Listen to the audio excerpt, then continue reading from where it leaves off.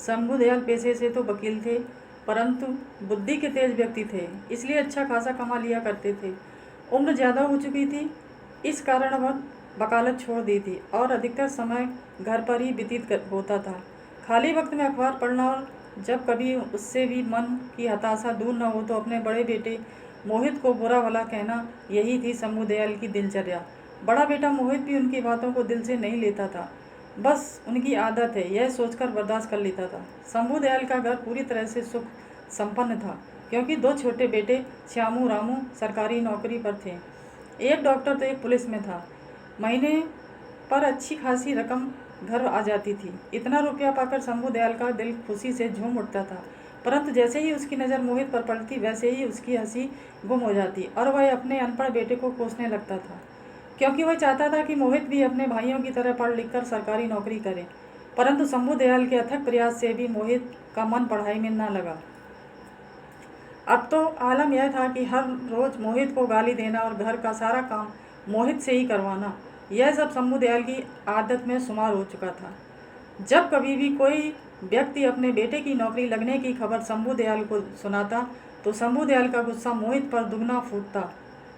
मोहित की अब यही दिनचर्या बन चुकी थी कि खेत से चारा काट कर लाना और मशीन से काटकर जानवरों को डालना और घर का खाना भी बनाना और शाम को शंभुदयाल के पैर दबाना। इतना करने के बावजूद भी उसे इनाम में गालियां मिलती थीं, परंतु फिर भी उसके मुंह से कभी भी शंभुदयाल के खिलाफ एक शब्द नहीं निकलता।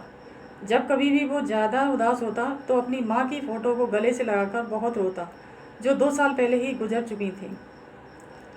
एक दिन शंभुदयाल कुर्सी पर बैठे अखबार पढ़ रहे थे कि तभी श्रीकांत एक मिठाई का डब्बा लेकर वहां आया और शंभुदयाल को वह मिठाई का डब्बा दिया। यह देखकर शंभुदयाल का चेहरा तिलमिला उठा, क्योंकि शंभुदयाल बहुत ही ईर्ष्यालु व्यक्ति था। किसी और की खुशी से उससे बर्दाश्त नहीं होती थी, इसलिए कोई भी व्यक्ति उसे अपनी खुशियों में शामिल नहीं करता था। शंभुदयाल ने भौहें चढ़ाकर कहा, क्या बात है श्रीकांत, आज तू बहुत मिठाई बांटता है। आखिर इस खुशी का कारण क्या है? क्या कोई लॉटरी लग गई है? श्रीकांत ने प्रत्युत्तर में कहा, बात यह है कि भैया आज मेरे बेटे की पुलिस में नौकरी लग गई है।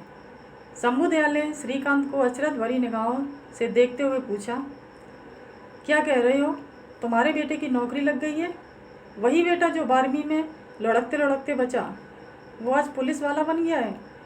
अरे हमें तो विश्वास ही नहीं होता है कि उसकी भी नौकरी लग सकती है। श्रीकांत ने नर्म भाव से कहा, हाँ भैया उसकी ही नौकरी लग गई है, बस सब ऊपर वाले की कृपा है।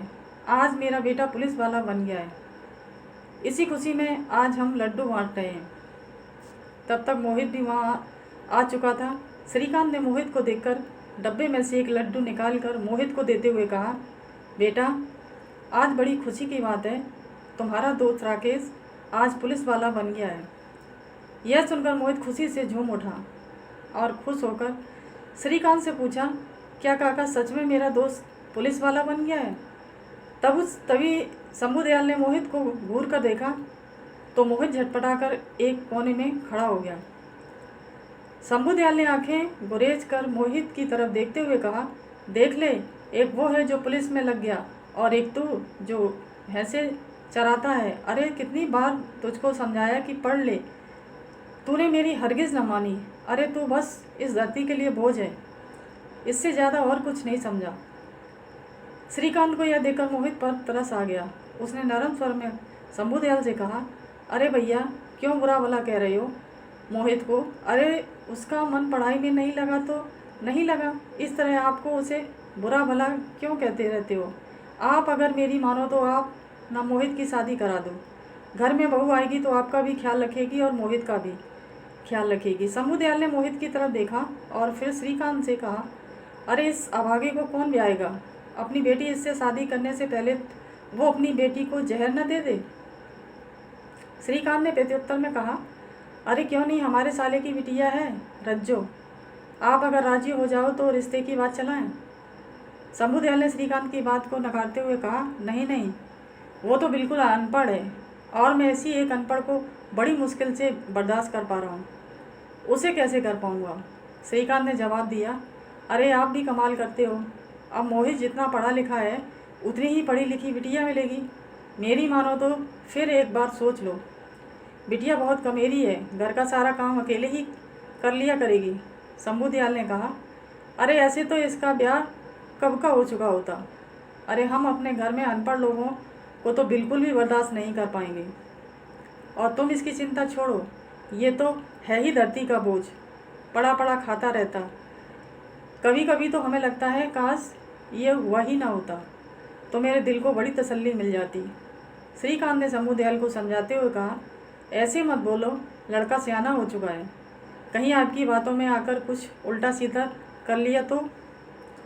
शंभू ने जवाब दिया, अरे कर ले जाके, तो क्या फ़र्क पड़ेगा हम पर। अरे हमारे तो दो दो पट्टे कमा रहे हैं। अरे कल मरे तो आज मर जाए, कम से कम धरती का बोझ तो कम होगा। शंभू दयाल की एक एक बात मोहित को अंदर तक तोड़ रही थी। आज उसकी हिम्मत जवाब दे चुकी थी। आज उसने अपने जीवन को खत्म करने का अंतिम निर्णय ले लिया था। आज उसने एक बड़ी सी रस्सी ले ली और चारा लेने के बहाने से घर से निकल गया और खेत पर खड़े नीम के पेड़ पर उसने फांसी लगा ली। जब रात अधिक हो गई और मोहित घर वापस नहीं लौटा तो शंभू दयाल ने आस पड़ोस में पता किया। पता करने पर पता चला कि वह खेत से चारा लेकर वापस ही नहीं आया था। अब शंभू दयाल खेत पर गए। वहाँ वह नीम के पेड़ की तरफ देखकर सन्न रह गए, क्योंकि नीम के पेड़ पर मोहित की लाश झूल रही थी। गांव के लोगों की भीड़ एकत्रित हो गई और वहां उपस्थित लोगों ने मोहित की लाश को नीम के पेड़ से उतारा और उसका क्रियाकर्म किया। परंतु इतना कुछ होने के बावजूद शंभू दयाल पर इसका कोई प्रभाव नहीं पड़ा। वह पहले की तरह ही जिंदगी जीने लगा। वक्त धीरे धीरे गुजरता गया। अब उसके दोनों बेटों की शादी हो चुकी थी।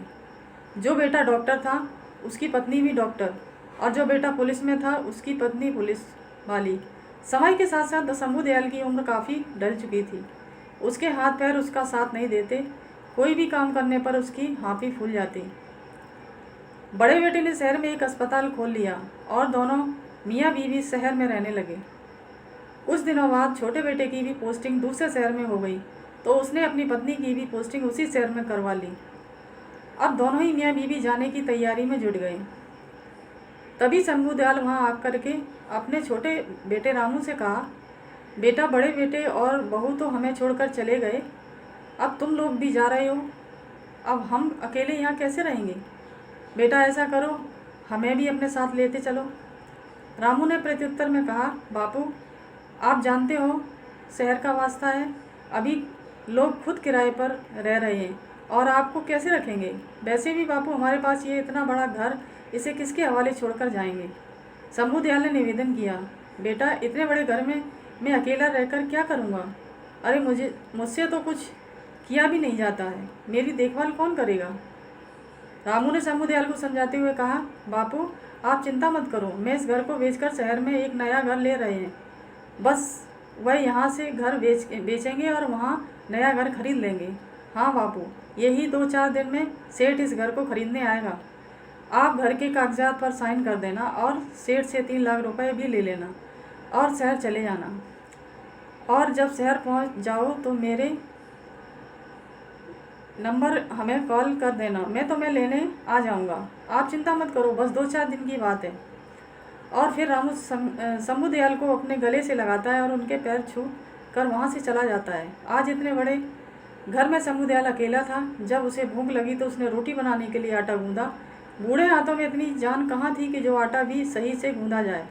आज उसे अपने बड़े बेटे मोहित की याद रह रह कर आ रही थी। यादों का सैलाब जब ज़्यादा हो गया तो उसे अपनी आंखों के सामने मोहित का अक्स नज़र आने लगा। वो मोहित का आटा गूंदना, रोटी बनाना, एक एक करके सभी दृश्य उसकी आंखों में तैरने लगे। उसकी बूढ़ी आंखों में आज आंसू छलक उठे और मन में सिर्फ एक ही आवाज़ निकल रही थी कि काश आज मेरा अनपढ़ ही होता, तो उसकी शादी होती और एक अनपढ़ बहू इस घर में आती। कम से कम वो अपने घर में तो रहती और खाना बनाती। मोहित मेरा घर का सारा काम करता और मैं पहले की तरह कुर्सी डालकर बैठे अखबार पढ़ता। परंतु अब सपनों को देखने से होने वाला क्या है। जो कुछ उसने किया आज वो उसके सामने था। 2-4 दिन यूं ही गुजर गए और वो दिन भी आ गया जिस दिन सेठ ने रुपए देने के लिए कहा था।